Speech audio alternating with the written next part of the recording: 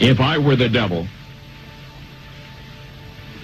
if I were the prince of darkness, I'd want to engulf the whole world in darkness, and I'd have a third of its real estate and 4/5 of its population, but I wouldn't be happy until I had seized the ripest apple on the tree, thee. So I'd set about, however necessary, to take over the United States. I'd subvert the churches first. I'd begin with a campaign of whispers. With the wisdom of a serpent, I would whisper to you as I whispered to Eve, do as you please. To the young, I would whisper that the Bible is a myth. I would convince them that man created God instead of the other way around. I would confide that what's bad is good and what's good is square. And the old I would teach to pray after me, Our Father, which art in Washington.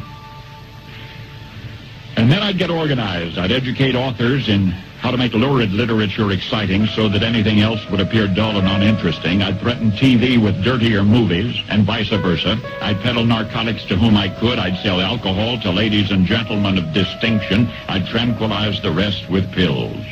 If I were the devil, I'd soon have families at war with themselves, churches at war with themselves, and nations at war with themselves, until each in its turn was consumed. And with promises of higher ratings, I'd have mesmerizing media fanning the flames. If I were the devil, I would encourage schools to refine young intellects, but neglect to discipline emotions. Just let those run wild. Until before you knew it, you'd have to have drug-sniffing dogs and metal detectors at every schoolhouse door. Within a decade, I'd have prisons overflowing. I'd have judges promoting pornography.